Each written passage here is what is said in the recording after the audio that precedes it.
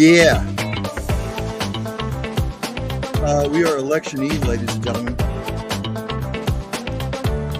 The showdown will conclude tomorrow on election day. Welcome to another edition of the Locker Room and Endzone to Endzone. I'm your ugly ass host, Brian Neff. Lots to talk about in the world of sports. Obviously, week 9 of the NFL. Feel the groove. NBA's in full swing. College basketball's kicking off today. NHL in full swing. Got the Chiefs playing the Buccaneers today. 8:15. All right, enough of that. So welcome to another edition of the Locker Room. The Endzone banner that I have is not conducive for your viewing pleasure. So, before I recap week number 9 of the NFL, there are some news and notes. Dak Prescott, who got hurt yesterday, is expected to miss multiple weeks. Things continue to get worse and worse for the Cowboys. Cooper Rush will now be the starter. Dak was caught on camera yesterday saying we effing suck. He couldn't be further from the truth. Actually, no, let me rephrase that. He's spot on with the truth. It just says that Dak's going to be out multiple weeks with the hamstring injury. Micah Parsons injured. Don't know when he's coming back. CeeDee Lamb avoided serious injury yesterday when he dove for the ball in the end zone. Let me just say this about the Dallas Cowboys. I put out on Twitter, I am tired of talking about Jerry Jones. I'm glad to see that people around the globe are starting to look my way of thinking that Jerry Jones has been the problem. I've said this before, and I'll say it again. He has fisted Cowboy Nation since they last won the Super Bowl in 95-96.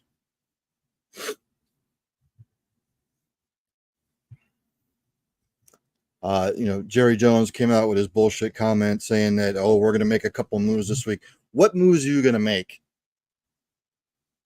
You're 3-5. What's going to save your season? Nothing. You spent the money on Dak. You spent the money on CD. You didn't go after Derrick Henry in the offseason. You did nothing to upgrade anything. This is just a carryover from that ass beating you took in the playoffs last year at the hands of Green Bay. It has just filtered over into this season. People want to blame McCarthy and they want to blame this and they want to be. Who do you think put those people in those positions? I'm tired of talking about the man. Don't wish anything bad on him. But until he's gone, as a former Cowboys fan, I can't do it.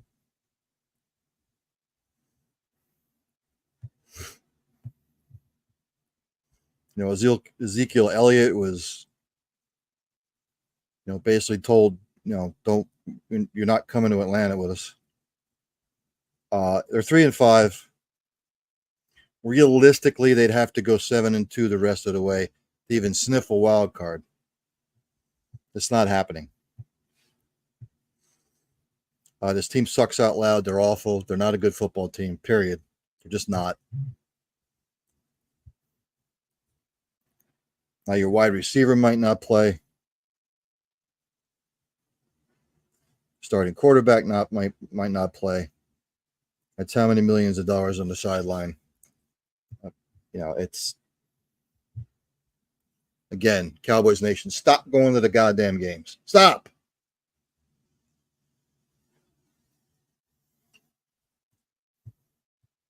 Rise up, Cowboys Nation. Send Jerry Jones a message. Stop spending the money to go see the same shit over and over again year after year. You can sit at home. I've said this before. Save your money. Sit at home. If you want to watch them on Red Zone, if you want to go to your local drinking establishment that hopefully they have a package that they have the game on, just sit there, have a bucket of beers, have some wings. You can save yourself a whole lot of hassle. The Saints have fired Dennis Allen. They're losing 7 in a row. You sort of felt it coming. You can't go losing to the Panthers. Look, New Orleans is beat up with injuries. There was a lot of turmoil. He wasn't going to be able to survive it. Special teams coordinator Darren Rizzi was named the interim coach. He addressed the media, noting that it was a tough day, citing Allen as a close friend.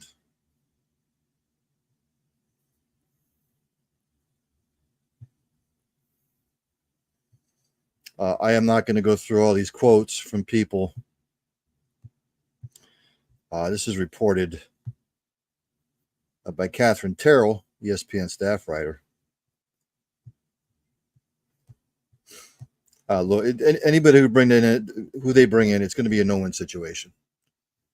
Most coaching around the league right now sucks, except for maybe a handful of coaches. Andy Reid, who still makes some dumb decisions sometimes. The coaching is not of the stellar performance by any means. Lord knows who the Saints will bring in. I don't know. I don't know who they're going to go after. It just sucks. Saints started off 2-0. They've lost 7 in a row. Injuries have mounted. It's not going to get any better for the Saints. They're just going to try and ride out the storm. Maybe look ahead to next year because they're for the most part out of it. Maybe I eat my words. Maybe they'll win 8 games in a row. Highly doubt it.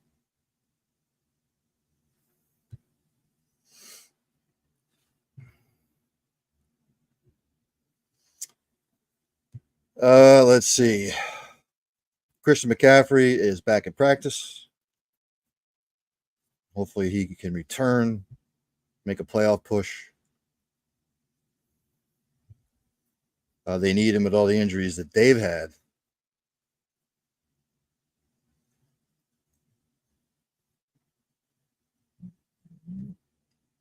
Doesn't really say in here when he's going to possibly return.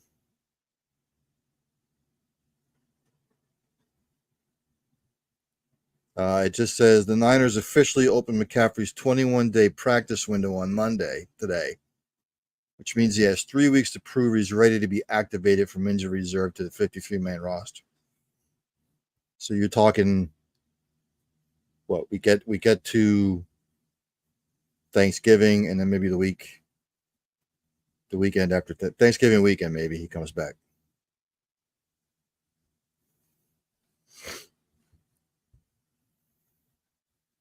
So again, we'll see. With the trade deadline approaching, the Cardinals trade for Broncos pass rusher Baron Browning. But the Cardinals sent a 2025 6th-round pick to the Denver Broncos for pass rusher Baron Browning. The trade is pending a physical. So Arizona making some moves.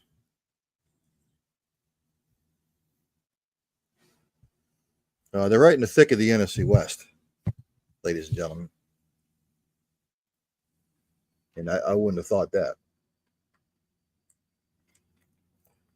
But the NFL this year has been wacky. It's unpredictable. It's like Forrest Gump said. Basically, that's what the 2024 season is. It's like a box of chocolates. You never know what you're going to get.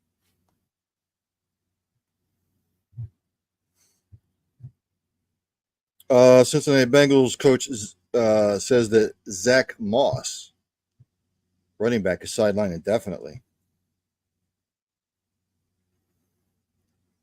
No timeline for his return.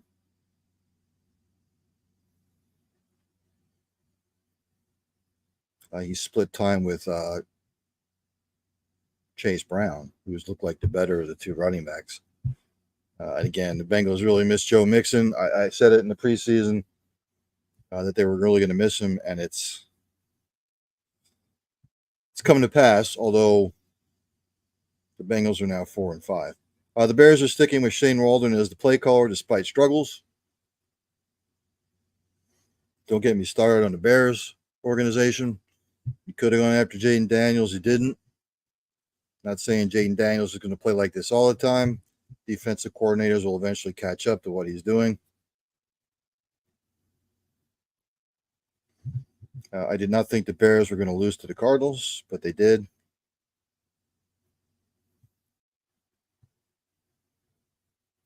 Coach Eberflus has said that he's not going to remove Waldron as the team's offensive play caller. Chicago didn't just lose. Pardon me while I take this off. It's cold in here, but it's also the heat. The hat keeps the heat in. I'm getting a little warm. The Bears are 4-4. They're in the thick of stuff. See what changes they make.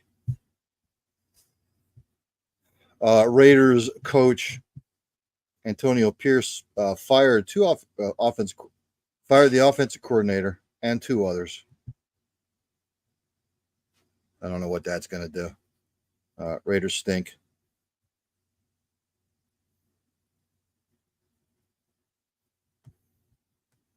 I don't see it. You know that's right.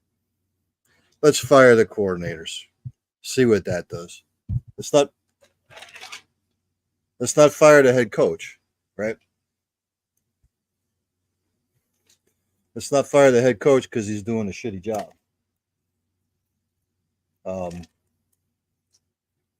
Pardon me. I've dumped my drink like an idiot. Let's not fire the head coach because he's doing a crappy job. Let's fire the coordinators first and see what happens. The Raiders, they're not good. Devontae Adams is gone. I know they got Brock Bowers, Jacoby Myers, but the running backs stink. I don't know what they feel like they're going to do. But hey, let's fire our coordinators because that seems to be the problem. Never mind that your roster blows.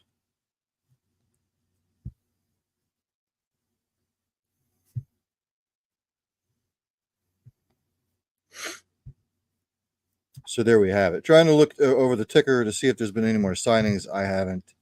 One thing I did take notice to, Monday Night Football, Jason Kelsey says he has apologized for the viral phone incident. If anybody saw it, I probably would have done the same thing. Although sometimes you can't get wrapped up in all that. But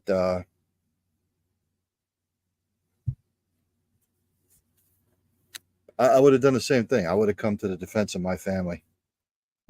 But at the same time, he probably feels like he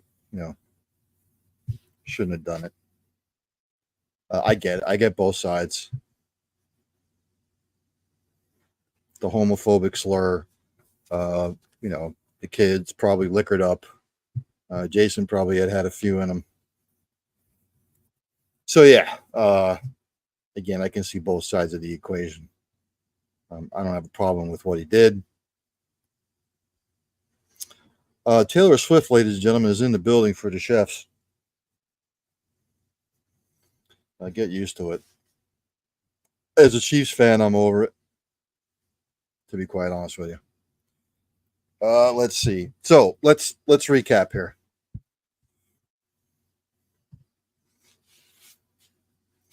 It all started Thursday with the Jets taking out the Texans. The Jets were favored in this game, so the Sharks knew something.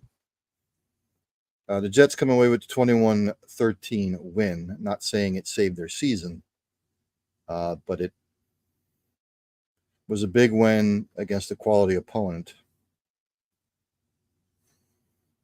The Texans just didn't look comfortable. Texans' offensive line was putrid. C.J. Stroud was sacked 8 times. He was 11 of 30 for 191, no touchdowns, no picks. Joe Mixon, 24 for 106 and a touchdown. Tank Dell, 6 catches, 126 yards. Jalen Petrie, 10 total tackles. The Jets, Aaron Rodgers, best game of the year so far, 22 of 32, 211, 3 touchdowns, no picks. Breece Hall, 15 carries, 74 yards. Devontae Adams and obviously Garrett Wilson with that big catch. They both went off for 90 yards apiece. Garrett had 2 touchdowns receiving. Devontae 1. Jalen Mills, the leading tackler.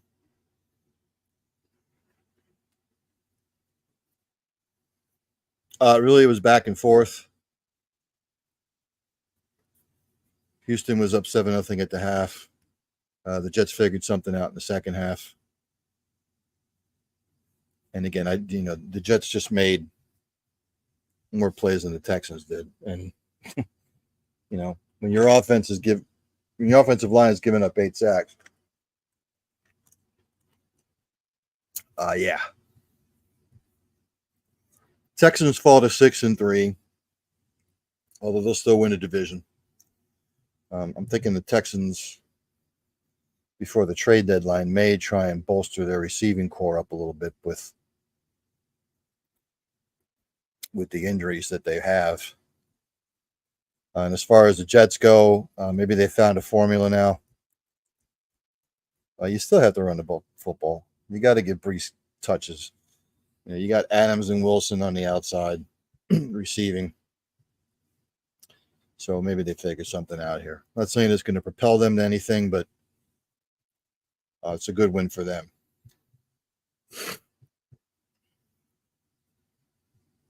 The Cowboys, if you saw yesterday, lost to the Falcons 27-21. Cowboys tried to make a game of it, but, Dak gets hurt. CD got hurt. Dallas just looks lost. They're not good. They're not a good football team. They stink. They fall to 3-5. The Falcons are 6-3. Dak was 18-24 for 133 and a touchdown with no picks. Cooper Rush came in, was 13-25, 115 and a touchdown. Rico Dowdell, 12 carries, 75 yards. Jake Ferguson had 7 catches for 71 yards. Eric Kendricks was their leading tackler. For the Falcons, I've said this before and I'll say it again, the Falcons will go as Kirk Cousins goes. He was 19-24, 222, 3 touchdowns, more importantly, no picks. Bijan Robinson, 19 carries, 86 yards. Darnell Mooney, 5 for 88 and a touch. Caden Ellis and Nate Landman each had 10-plus tackles apiece.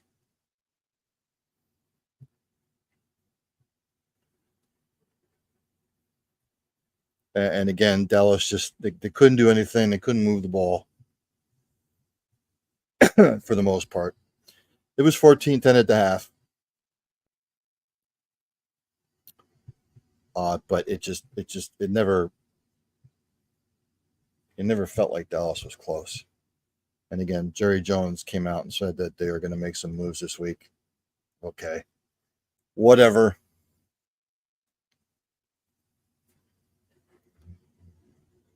Don't get me started. The Falcons now 6-3. They almost, unless they have some sort of major collapse, I don't see why they can't win a division. But again, they will go as Kirk Cousins goes.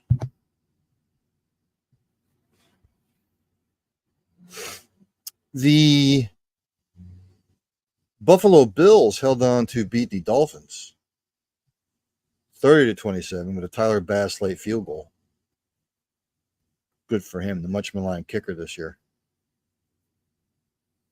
Miami came to play, but their season's practically almost over. The Bills have a 4-game lead in the AFC East. I didn't think the Bills would make the playoffs. I just think there wasn't enough material for the Bills. I didn't think their receivers would be able to step up. I was wrong. They're 7-2. Tua was 25 of 28, efficient, 231, 2 touchdowns, no picks. Devon Achane with 12 carries, 63 yards a touch. Tyreek Hill, 4 for 80. Anthony Walker Jr., your leading tackler. For the Bills, Josh Allen was 25 of 39, 235, 3 touchdowns, a pick. Their running game worries me a little bit.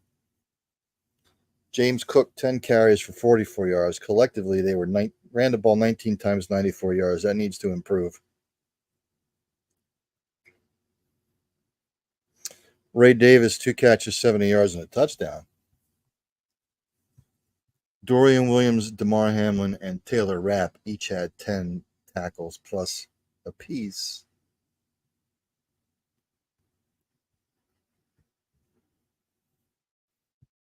Again, hard-fought game. There was a little bit too much time left on the clock when Miami tied it, and the Bills drove down for the field goal. So, Bills, if everything works out, they could clinch the division in November. I don't know where the Dolphins go from here, but the trade deadline coming up. Tua has been back. They've lost two of those starts that he's been back. So they're 0 for 2. Bigger issues in Miami, I think. Just the coach, other things. I know Tua was out for a month, but this team has way too much talent to be in the position that they're in. So, and then the Bills just keep doing what you're doing, but that run game's got to improve. The Cincinnati Bengals beat the Las Vegas Raiders 41-24. Raiders were game for a little bit. Bengals pulled away in the second half. The Raiders had big issues, but again, let's fire our coordinators. See what happens. Let's not fire the head coach because he's not doing that great of a job. But let's fire our coordinators. So, the Min stash, Gardner Minshew was 10 of 17, 124, no touchdowns, no picks. Desmond Ridder came in 11 of 16, 74 yards, touchdowns, no picks. Vegas could not run the football worth a damn. 21 carries, 60 yards collectively. Jacoby Myers, 8 catches, 105 yards. Trayvon Mooring was their leading tackler with 13 tackles. Joe Burrow had himself a day, 27 of 39, 251, 5 touchdowns, a pick. Chase Brown, who I think will be your RB1 going forward for Cincinnati, 27 carries, 120 yards. Mike Gesicki had himself a day. 5 catches, 100 yards, 2 touchdowns, although Eric All Jr., their other tight end, got hurt. I think he's out for the season. Logan Wilson was the leading tackler for Cincinnati. Difference in the game for me, Cincinnati ran the ball for 130 yards. Raiders rushed it for 60 yards. Pungent. 2.9 yards per rush. It was horrible. Raiders are 2-7. Bengals now sit at 4-5. We'll see what happens with the Bengals going forward because if they can just build a little bit of momentum. I'm off the Bengals bandwagon, but don't let them get on a roll. Defense is still suspect though. The Los Angeles Chargers beat up on the Browns. I mean, it wasn't close. It was 27-10, but it was believe me, the Chargers dominated. This is what you're going to get with Harbaugh ball. Play solid fundamental defense, ground and pound, wear them down. Justin Herbert, 18-27, 282, 2 touchdowns, no picks. J.K. Dobbins, 14 carries, 85 yards, 2 touchdowns. Quentin Johnson had himself a day, 4 catches, 118 and a touch. Leading tackler was Dalian Henley, 14 total tackles. For Cleveland, Jameis Winston reverted back to the old Jameis Winston. He was 26-46, 235, a touchdown, 3 picks, which really hurt. Nick Chubb, 15 carries, 39 yards. Cedric Tillman, 6 receptions, 75 yards, and a touch. Leading tackler was Devin Bush. Difference for me in the game, Cleveland with 3 turnovers, the Chargers with none.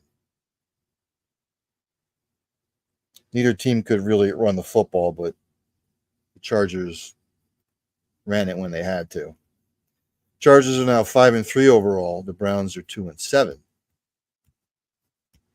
I don't know where these organizations go from here. I think with the Chargers,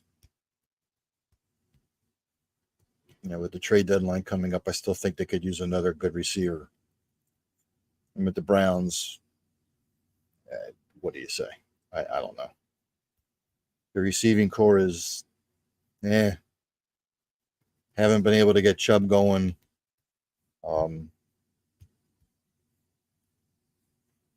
I have no answers for you. Cleveland fans, I really don't. The Titans beat the Patriots 20-17. I had picked the Patriots in this one.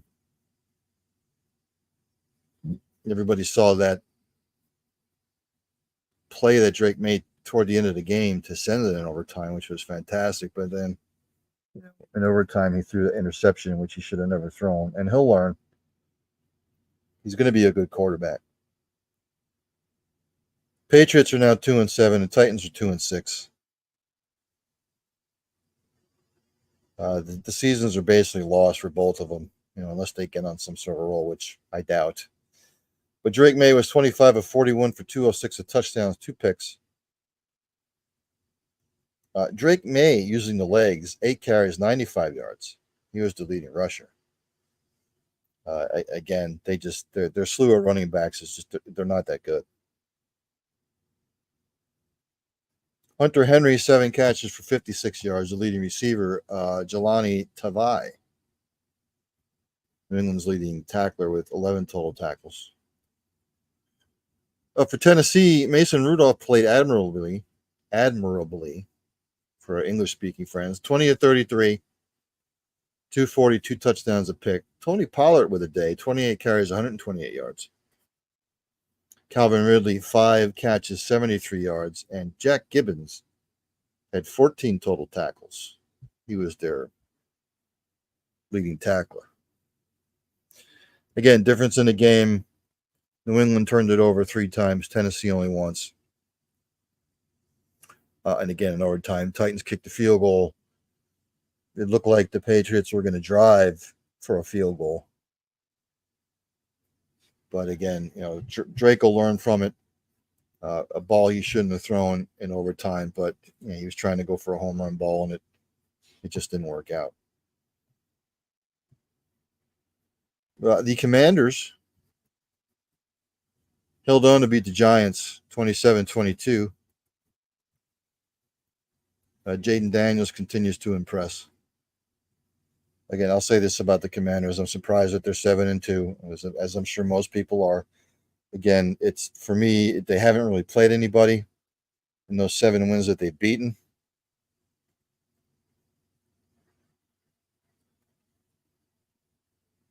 But they've got the Steelers and the Eagles coming up, and then we'll see. Because they already played the Ravens. They played them tough, but they lost. And they lost to the Buccaneers when the Buccaneers were at full strength. So I need to see it against top-notch teams. But anywho, Jaden Daniels was 15 to 22, 209, 2 touchdowns, no picks. Chris Rodriguez and Austin Eckler with 11 carries apiece. Noah Brown, 5 catches, 60 yards. Leading tackler for Washington was Jeremy Chin, 13 total tackles. For the Giants, Daniel Jones played well, 20 of 26, 174 yards, 2 touchdowns, no picks. He also ran for a touchdown. Tyrone Tracy Jr., 16 carries, 66 yards. Malik Neighbors, 9 catches, 59 yards receiving. Micah McFadden, 11 total tackles defensively.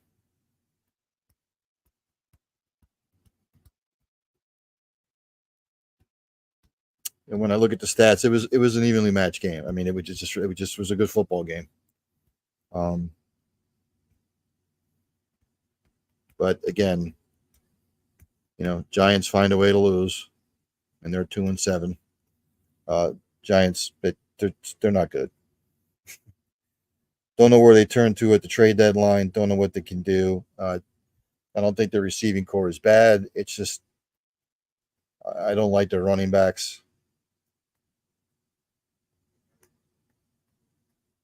Washington,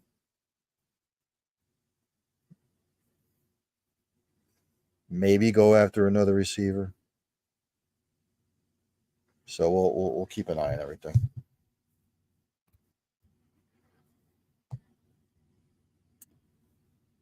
The upset of the day, well, not really. Well, the Panthers beat the Saints 23-22. Now, this one was back and forth all the way. They're both now 2-7. Derek Carr in his return, 18 to 31, 236 touchdown, no picks. Alvin Kamara with over 200 total all-purpose yards. He had 29 carries for 155 yards, also 6 receptions for 60 yards. Pete Werner was their leading tackler. Bryce Young for Carolina had an okay game, 16 to 26, 171, a touchdown, a pick. The pick was ugly. Chuba Hubbard, 15 carries, 72 yards, 2 touchdowns. Jatavion Sanders, 4 catches, 87 yards. Damani Richardson, Carolina's leading tackler, with 12. One of the better games of the day, to be quite honest with you. Panthers couldn't run the ball. Saints ran it for almost 200 yards. It's just that the Saints, their defense didn't show up toward the end. Carolina, kicks the field goal. So both teams just trying to salvage something positive from the season, and both 2-7. Just looking for answers at this point. And a surprise of the day, I thought this game would be better. I actually picked Denver to win. My apologies to Ravens fans. The Ravens beat the hell out of the Broncos 41-10. Wasn't close. Wasn't close at all. Ravens dominated in the second half, their defense anyway. Bo Nix was 19 to 33, 223, no touchdowns and a pick. Javonte Williams, 12 carries, 42 yards. Cortland Sutton, 7 receptions for 122 yards. Leading receiver was Devin Key, 8 total tackles. For Baltimore, Lamar was 16 to 19, 283 touchdowns, no picks. Derrick Henry, 23 carries, 106, 2 touchdowns. Dare I say he could be a dark horse for MVP. Zay Flowers, 5 catches, 127, 2 touchdowns. Kyle Hamilton, 10 total tackles.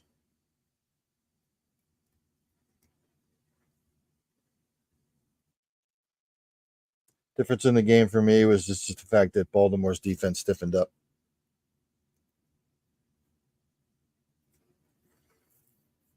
Denver went for it on fourth down 5 times. They only converted one of them. So they couldn't sustain any drives. Killed them. Denver falls to 5-4. Baltimore's now 6-3. With Baltimore, I'm not so sure they're going to do too much at the deadline. The Broncos, do you try and get another running back? I don't know. Broncos still in the thick of it at 5-4.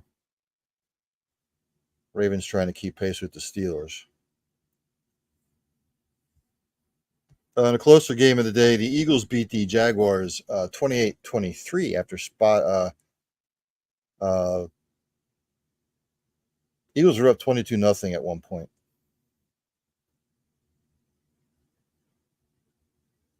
But then the Jaguars came back in the third quarter.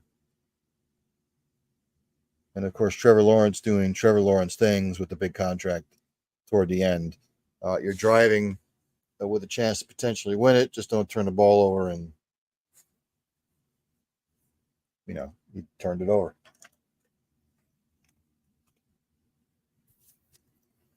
Close. Eagles fans are bitching about Sirianni not kicking field goals. Even if he would have kicked field goals to take the points in certain instances, and I get it. Coaches are going to make not so great decisions throughout the year. But let's say he does kick the field goals and he takes the points.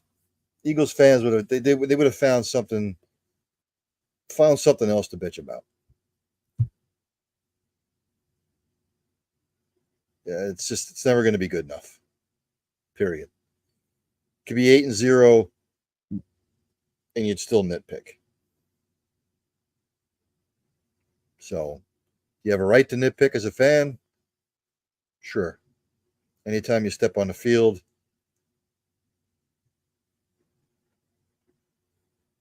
you as a fan have the right to criticize. But look, Jacksonville was game. They didn't quit. Give Jacksonville some sort of credit. Jacksonville is 2-7. Eagles 6-2. Still not sure Dougie P is going to make it through the year.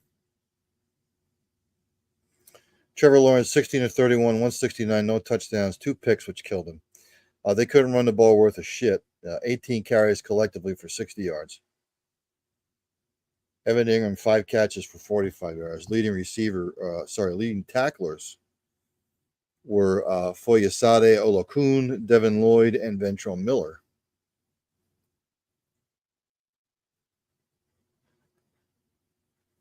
Jalen Hurts 18-24, 230, 2 touchdowns, no picks.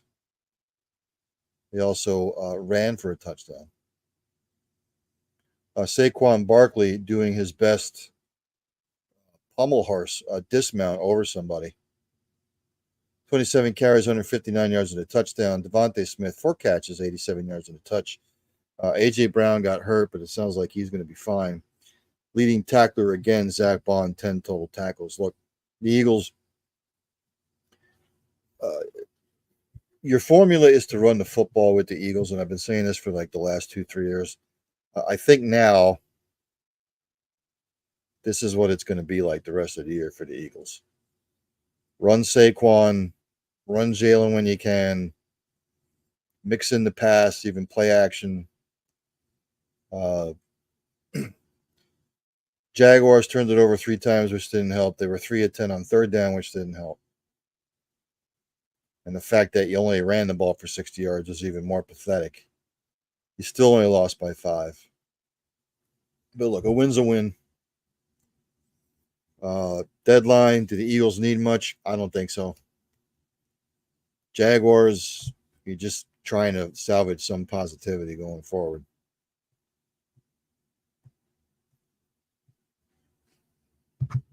In 5 minutes, the Buccaneers-Chiefs game should start. Cardinals beat the Bears 29-9. Wasn't close. Arizona dominated. Period. Caleb Williams, 22 of 41, 217, no touchdowns, no picks. Chicago couldn't run the ball worth a shit. 23 carries for 69 yards. Rome Odunze, 5 catches for 104 yards. Elijah Hitz was their leading tackler. Kyler Murray for Arizona, 13 to 20, 154. No touchdowns, no picks. James Conner, 18 carries, 107 yards. Trey McBride, 3 catches, 34 yards. Buda Baker was the leading tackler. Again, Chicago couldn't get anything going. Chicago won the turnover battle. Chicago only ran the ball for 69 yards. They were 3 of 14 on third down. They couldn't sustain drives. Arizona's defense stepped up to the plate. Caleb Williams was sacked 6 times. I should go through the sacks list with every game. But in this instance, it stood out to me. The Bears are 4-4. Cardinals are 5-4. Cardinals are playing some gritty football. Both teams in the mix, yeah. The Bears, trade deadline. What do you need? You need offensive line help. The Cardinals, maybe some defensive help. Don't know where they could turn. But again, we have to keep an eye on this as the trade deadline approaches. The Lions beat the Packers. Wasn't close. It was nasty weather in Green Bay.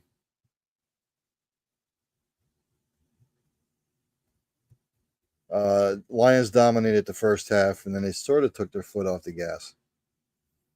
Jared Goff was 18 to 22, 145, a touchdown, a pick. David Montgomery, 17 carries, 73 yards. Amon-Ra St. Brown, 7 catches, 56 and a touch. Jack Campbell, 13 total tackles. For Green Bay, Jordan Love was 23 of 39, 273, no touchdowns and a pick. Josh Jacobs, 13 carries, 95 yards. Jaden Reed, who every time I bench him in my fantasy, he goes nuts, and every time I play him, he sucks. Jaden Reed, 5 catch, 113 yards. Quay Walker, 12 total tackles.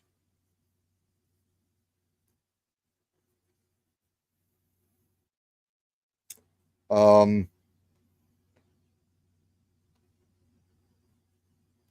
you go to it and you break down the game,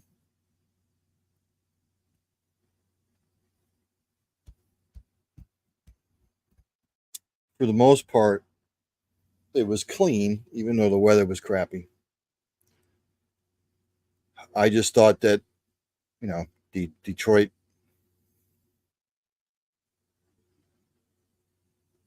they made a play or two more than what the Packers did. And coming up on the trade deadline for the Lions, you need someone to replace Hayden Hutchinson. Don't know who they could go after defensively. They're going to need some defensive help.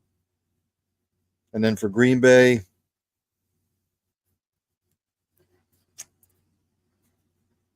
maybe you look to the defensive side of the football. I think their receivers are well equipped enough. You've got Josh Jacobs that you have to keep healthy. Maybe try and sign a quality backup in the running game. The Rams in overtime beat the Seahawks. It's a back and forth game.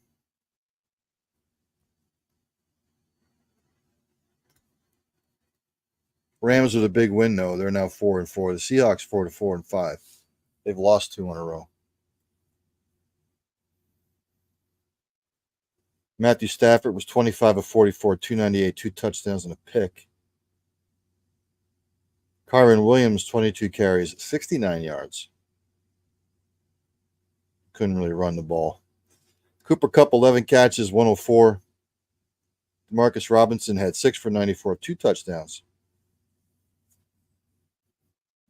Puka Nacua was held to 1 catch for 11 yards. Leading tackler Was Christian Roseboom.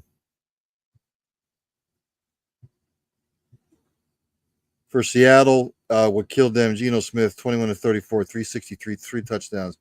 But he threw 3 picks, 2 critical when they were driving for a touchdown. Kenneth Walker, 25 carries, 83 yards. Jackson Smith and Jigba, ladies and gentlemen, have your coming out party. 7 catches, 180 yards, 2 touchdowns. Tyrell Dodson, Ernest Jones, the fourth, each with 9 tackles apiece. Again, difference in the game for me, Seattle with the picks. Just killed them.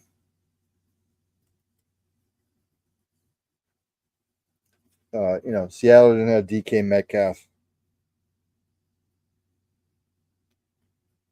The Rams, they're now 4-4. They've got everybody healthy for the most part. See what kind of run they can make. They've got to pick up in the running game, though. And again, with the Seahawks will go as Geno Smith goes.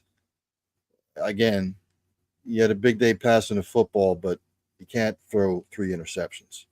He was also sacked 7 times.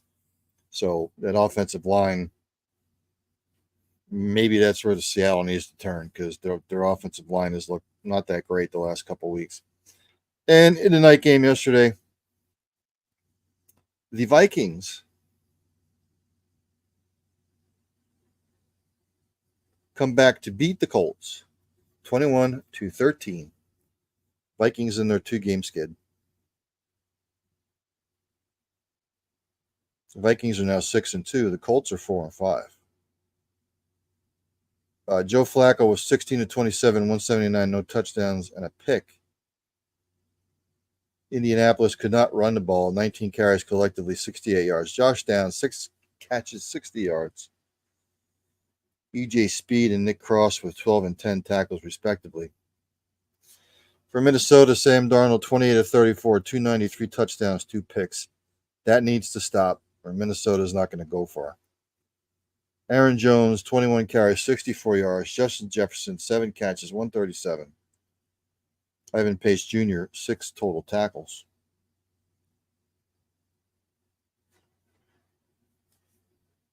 If you want to look at the difference in the game, Indianapolis in the second half just could not sustain drives.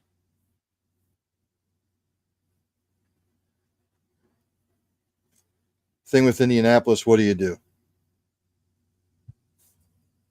Do you send Anthony Richardson somewhere in a package deal?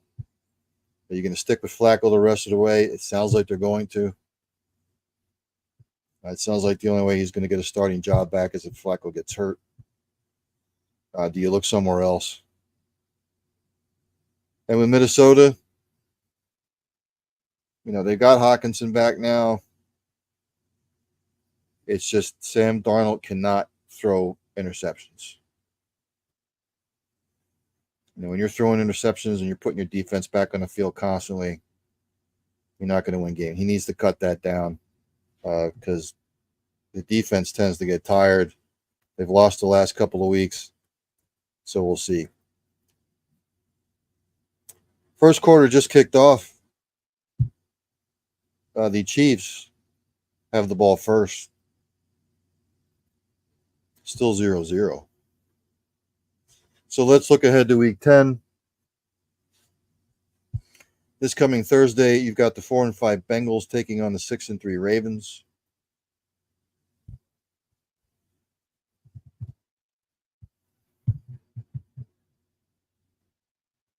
If you remember earlier this season, the Ravens beat the Bengals 41-38. In a game that the Bengals could have won. Baltimore's favored by 6.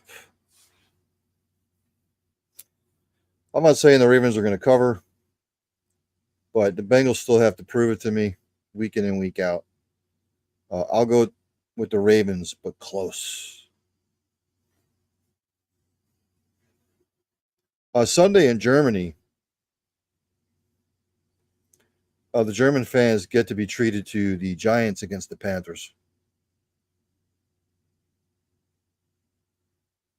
Giants are favored by 5. Boy, I'll tell you, if the Giants lose to the Panthers,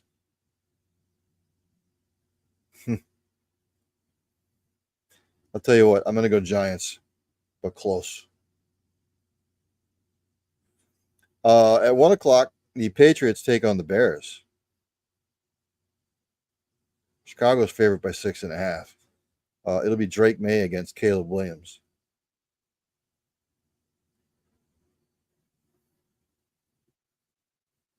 Chicago favored by 6.5.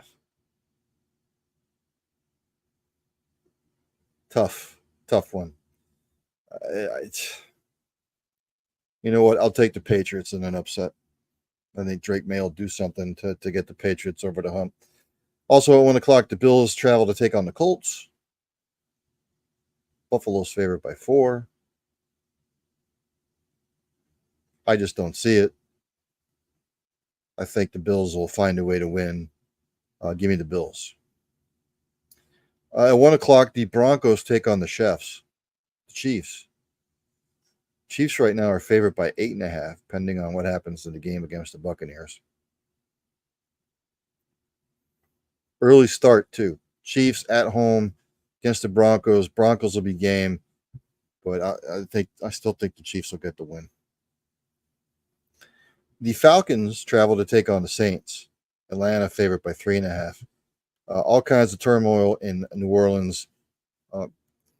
All Kirk Cousins has to do is not turn the ball over. The Falcons should win this game all day, although it's only 3.5 for some reason.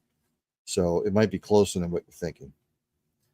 At 1 o'clock, the 49ers travel cross country to take on the Buccaneers. San Francisco right now favored by 6.5.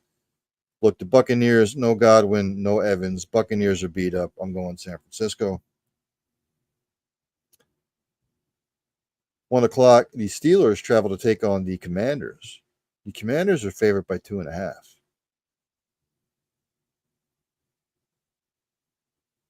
Steelers will be coming off a bye. Big game. Commanders have to prove it to me against winning teams. I'm going Steelers. 1 o'clock, the Vikings travel to take on the Jaguars. The Minnesotas are favored by 4.5. Minnesota all the way. And then the 4 o'clock games, the Titans travel to take on the Chargers. Chargers are favored by 7.5. Chargers all the way. Eagles travel to take on the Cowboys. Philly's favored by 7.5. Dallas, who the hell knows with them? Eagles. The Jets travel to take on the Cardinals. Arizona's favored by 1.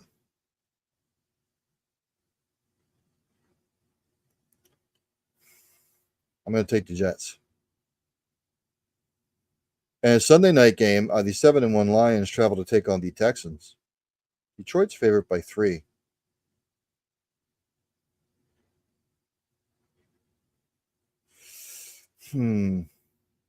Lions seem to have it rolling. I'm going to go Lions. And the next Monday night, the Dolphins travel out to SoFi to take on the Rams. Rams are favored by 2.5. I don't know why, but I'm going to take the Dolphins. So that covers the NFL. Almost midway through the first quarter, ladies and gentlemen, Tampa Bay and Kansas City tied 0-0.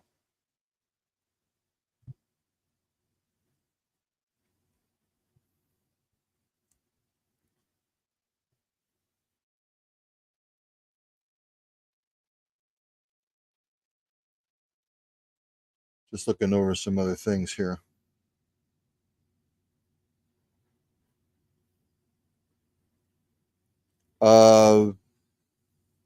If you want to know what the standings are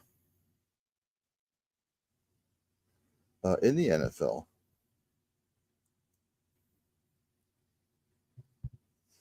AFC East, Buffalo 7-2, the Jets are 3-6, Dolphins are 2-6, the Patriots are 2-7. So unless Buffalo has some sort of major collapse, forget it. The AFC North, the Steelers currently sit atop at 6-2. The Ravens are 6-3. The Bengals are 4-5.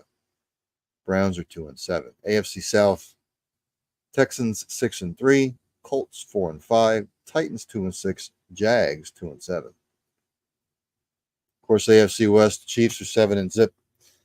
Chargers are 5-3. The Broncos are 5-4. The Raiders are 2-7.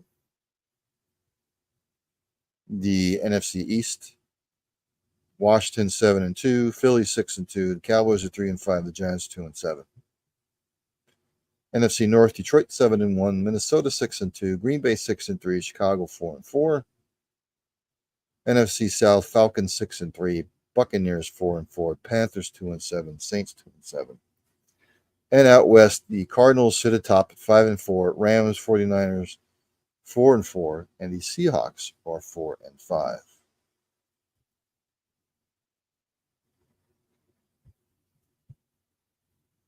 We go to the NBA. Greg Popovich is ill.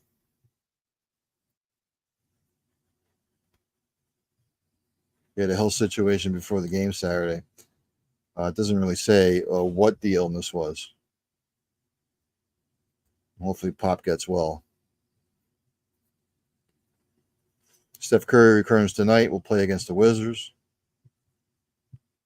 Giannis is out tonight versus the Cavs with a right abductor strain.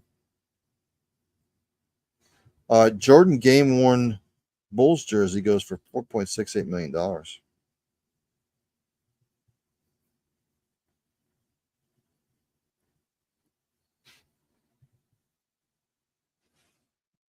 If anybody wants to know the scores. Right now, the Bucks and Cavs are tied in the third, 89 apiece.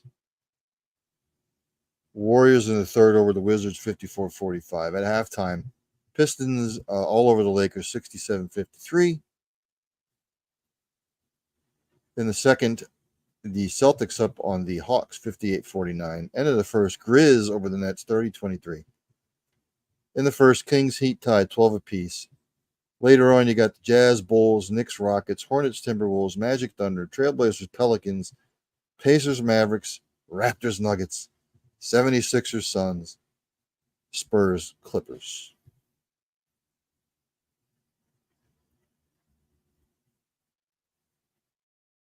This whole Joel Embiid thing, now he shoved a reporter.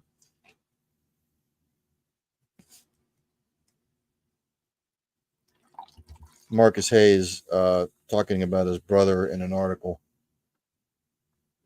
and such. Embiid making threats. I'm sorry. I don't have a problem with what Embiid did, to be quite honest with you. But if I'm the 76ers, I've said this the last couple of years,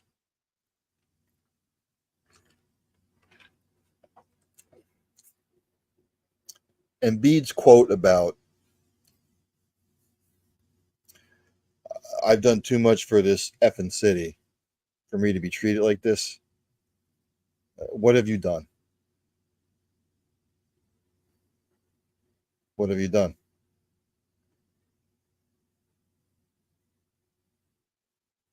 The charity stuff, I get it. Fantastic for him. But in the basketball sense, what have you done for the city?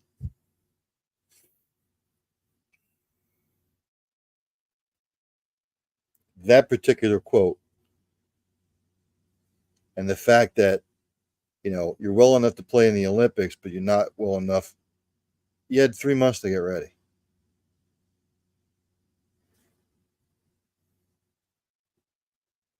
I'm cutting ties with him.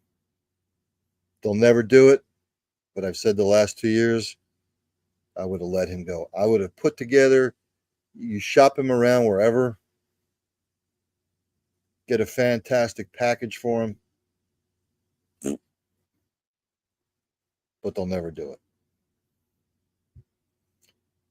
Again, he's already come out and said that I'll never play back to back again. In a blue collar town like Philadelphia, that shit ain't gonna float, man. It's floated this long, but I'm shopping his ass around.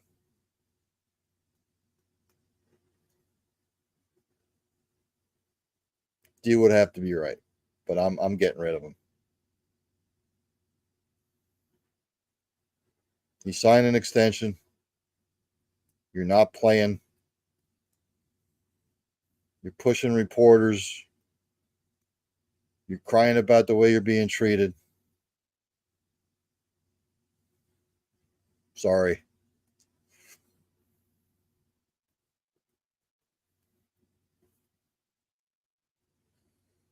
Don't want it in the I don't want it in the locker room. And let's say, God forbid, he comes back, plays a couple games, and then he really gets hurt. Now you're paying him for sitting on the bench. You're paying him for sitting on the bench anyway. I'm sorry, I'm getting rid of his ass. Is it really worth the aggravation anymore? That's the thing you have to ask yourself as a fan. Do I want this guy on my team? Do I want him playing for my team as a fan? Nope. Not I.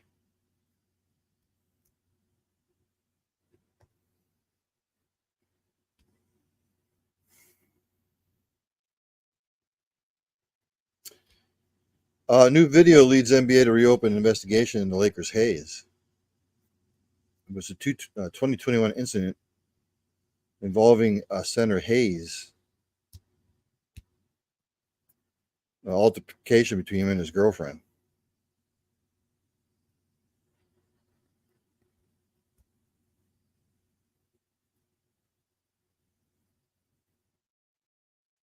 He was a member of the New Orleans Pelicans at the time. It was 5.5 minutes of security camera footage with him arguing with Sophia Jamora, his girlfriend. The video shows Hayes appearing to pull Jamora out of a doorway while she can be heard saying, "Stop, let go of me." Hayes can be heard saying, "What the F is wrong with you?"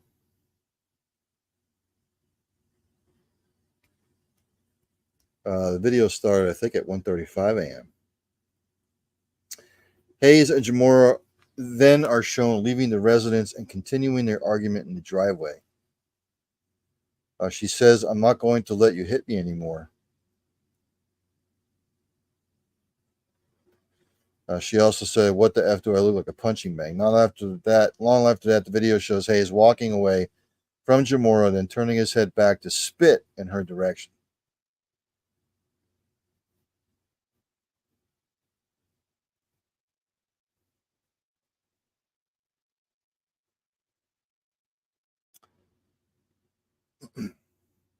Police body camera video showed Hayes scuffling with officers and being hit twice with an electronic stun gun after they ordered him out of the home while they sought to question a woman inside. Hayes told officers that the woman was his girlfriend and that she had been throwing some stuff at him while they argued.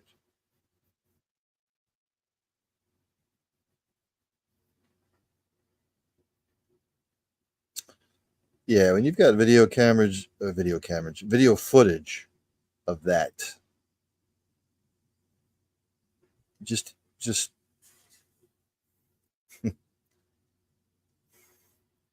what do athletes think? Seriously.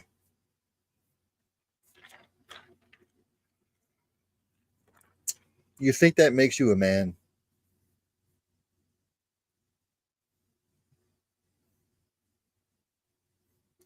Try doing that to a dude bigger than you or quicker than you who's going to throw down and beat your ass. I mean, seriously, what do athletes think? Or any man in that particular fashion that would even do something like that to a woman? You don't put your hands on a woman unless she's got a gun in your face or you're protecting yourself from something. But, you know,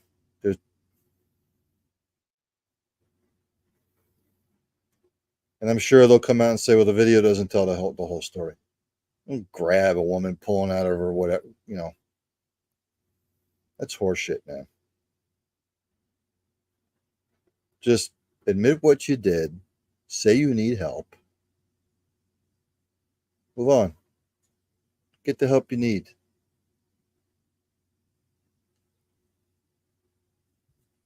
Sometimes I just don't understand shit like that.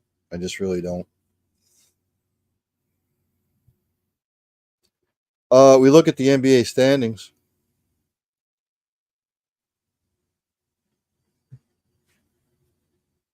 Eastern Conference. The Cleveland Cavaliers, ladies and gentlemen, still undefeated at 7-0.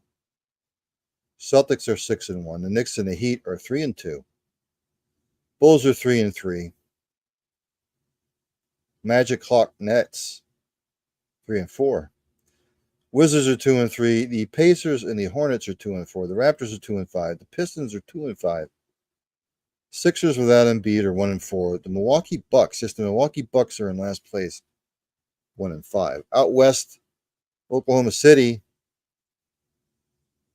undefeated, 6-0. The Suns and Warriors are 5-1.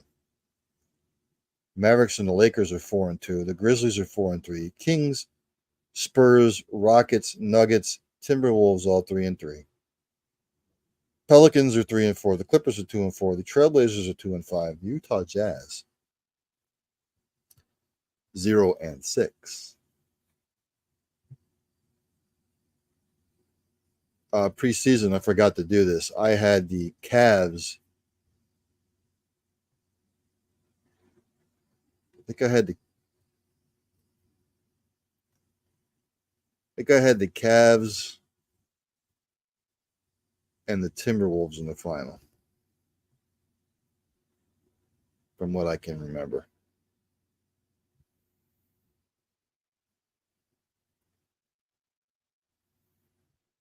So that covers the NBA. Let's go to the NHL.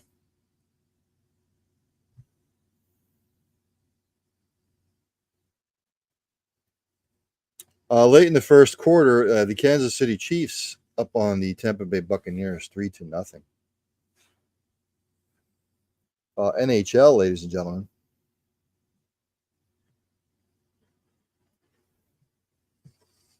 Some moves. The Bruins have signed for Tyler Johnson to help with their offense.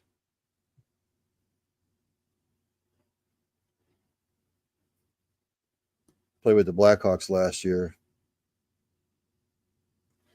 The contract is worth $775,000.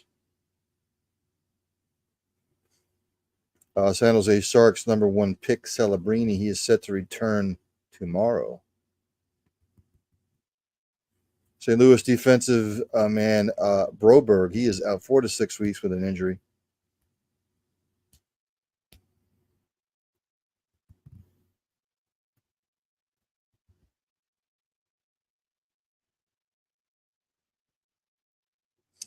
Right now in the NHL.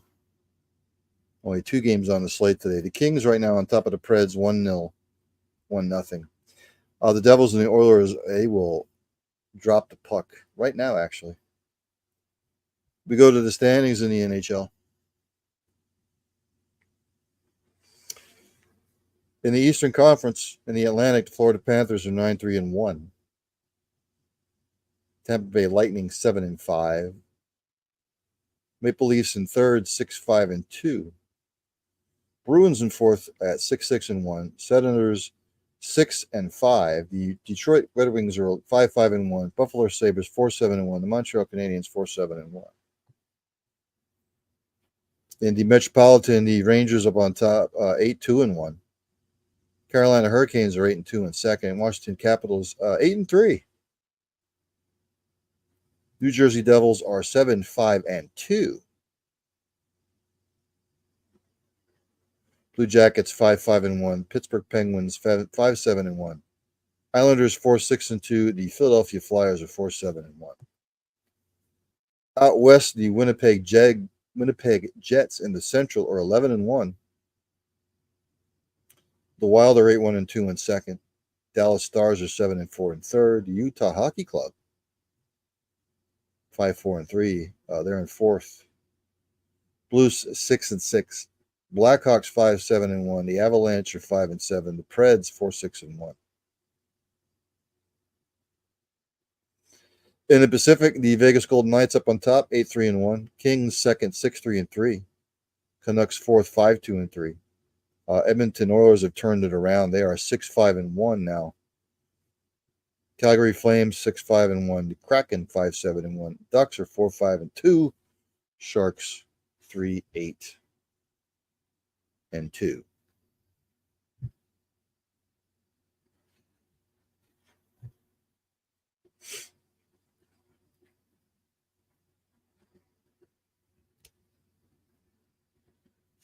the world of NASCAR, the final four are set for the race for the championship, or the playoff thing, and the other thing, whatever the hell NASCAR calls it now. I don't know.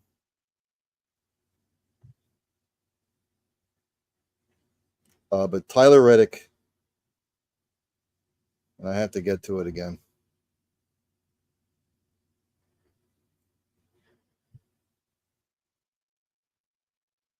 It's Ryan Blaney, William Byron, Tyler Reddick, and Joey Logano are the final four heading into the final weekend.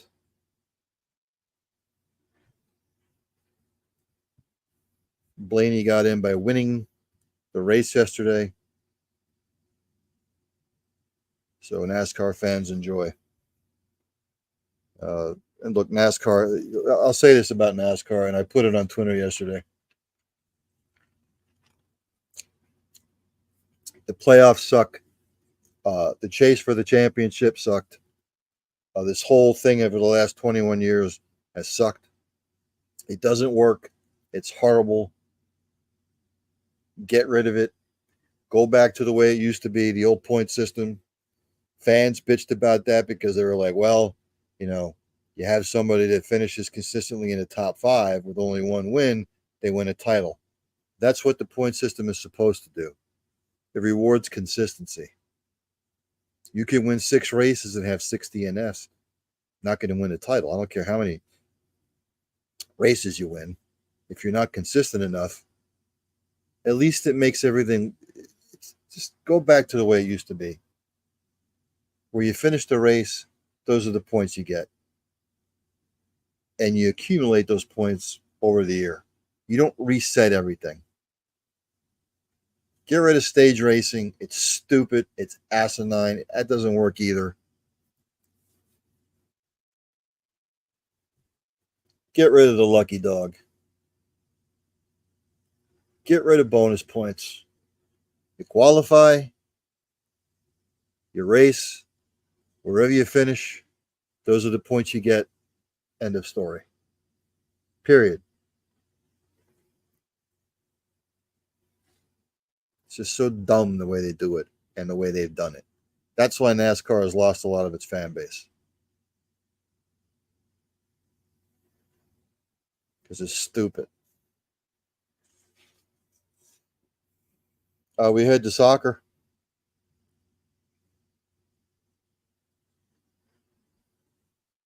I'll bring up the Premier League since that's what most people follow.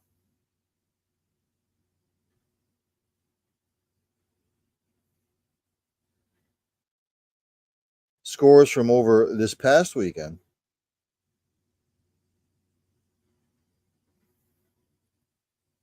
Give me just a second here. On Saturday, Newcastle beat Arsenal 1-0. I am an Arsenal fan, and this is not the way I envisioned the season going. Arsenal has issues. It's just the same shit every year. But Newcastle wins 1-0. Bournemouth beat Man City 2-1. Ipswich and Leicester tied 1 apiece for the draw. Liverpool continues their quest for another title. They beat Brighton 2-1. Nottingham Forest all over West Ham 3-0. Southampton over Everton 1-0. And Wolverhampton and Crystal with the 2-2 draw. And then on Sunday, Tottenham all over Villa 4-1. Man City and Chelsea played to a 1-1 draw.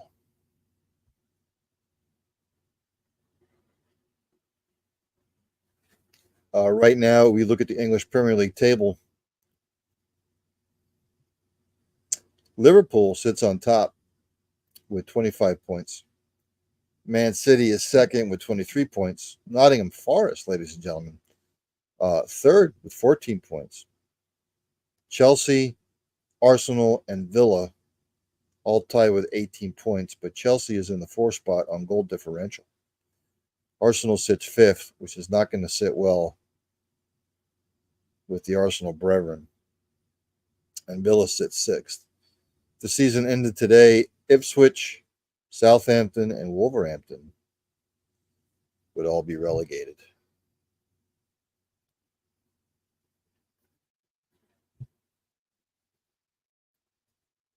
Trying to look at the ticker here to see if there's been any more news as far as trades go for the NFL.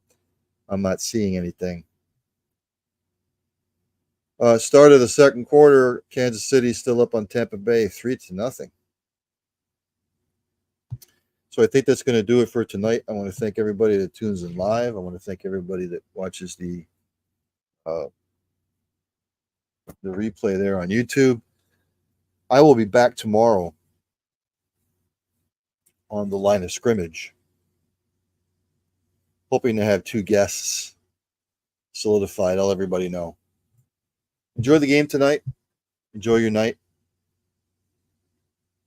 Tell somebody you love them today or tonight. Show compassion, show empathy, show passion in what you do. Treat everybody with kindness. And look, big day tomorrow for the country, the election. I'm still going to do a show. I'm sure everybody will be watching the election. I don't give a shit. I will go out and vote tomorrow, but I will still have a show. So on that note, I will see everybody tomorrow at 8 o'clock Eastern Standard Time on the line of scrimmage.